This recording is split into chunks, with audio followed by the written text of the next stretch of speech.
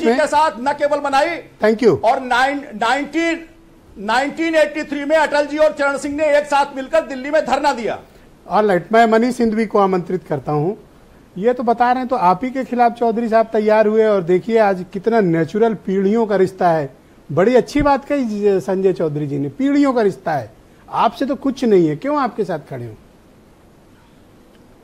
पीढ़ियों का रिश्ता ऐसा है कि चौधरी अजीत सिंह साहब हमारे नरसिम्हा राव की सरकार में भी मंत्री रहे, यूपीए 2 की सरकार में भी मंत्री रहे केंद्र में, और इतना ही नहीं है, ये जो लखनऊ का हवाई अड्डा है 2008 में डॉक्टर मनमोहन सिंह की सरकार में इसका नाम चौधरी चरण सिंह हवाई अड्डा रखा गया।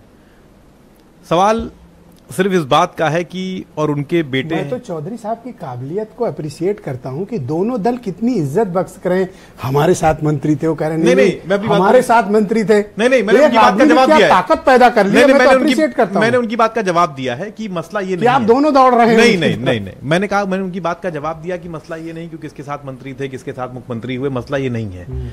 मसला ये है कि हम किसको इज्जत कैसे देते हैं, अपनी बातों से देते हैं। बिल्कुल ठीक। तो अभी जो फिलहाल राष्ट्रीय लोकदल के नेता हैं आदरणीय जैन जी, अब उनका वो चवन्नी वाला बयान नहीं बताऊंगा, बहुत फेमस हो चुका है, उनके 2 और बयान बताता हूं। प्रधानमंत्री जी के खिलाफ उन्होंने टिप्पणी की 2022 में, बेशर्म रंग वाला गाना उस वक्त आया था, आपको याद होगा। तो उन्होंने कहा कि प्रधानमंत्री जी लोगों के कपड़ों पे टिप्पणी करते हैं, अभिनेताओं के, पता नहीं कमरा बंद करके कैसी कैसी तस्वीरें देखते हैं। ये प्रधानमंत्री के खिलाफ उनका बयान था। और भैंसावाल गांव में महापंचायत हो रही थी फरवरी 21 में, वहां उन्होंने योगी जी से कहा, योगी जी आपका माथा बहुत बड़ा है, आप 144 उस पर छपवा लीजिए।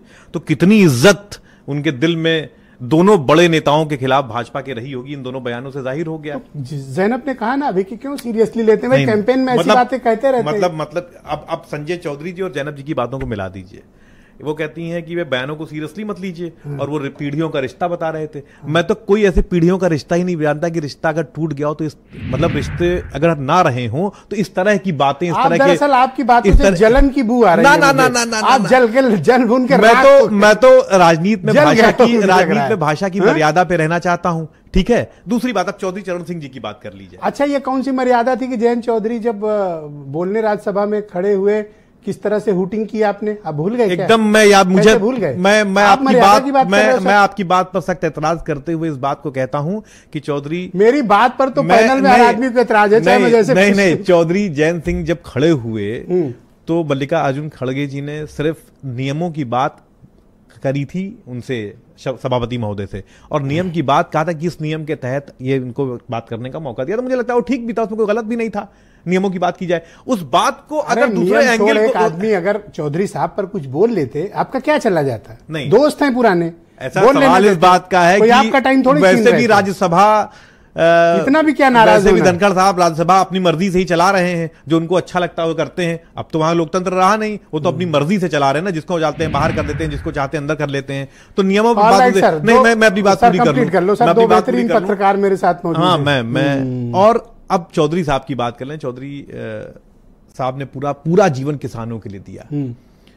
उन किसानों की स्थिति यह है कि वो जब दिल्ली जाना चाहते हैं अपनी बात रखने के लिए, जिन आंदोलनों को लगातार चौधरी साहब लीड किया करते थे, तो उनके रास्ते में कीलें बिछाई जाती हैं, उनको लाठियों से मारा जाता है, उनके ऊपर गोलियां चलाई जाती हैं। 2022 में चुनाव हो, नहीं, एक मिनट, जनता हमने मैंडेट दे दिया। जनता का मैंडेट, कभी कभी महात्मा गांधी कहते थे कि हर लोकप्रिय चीज लोकहितकारी हो, ये कोई जरूरी नहीं है। 800 किसान इसी देश में शहीद हुए थे। तो अगर चौधरी साहब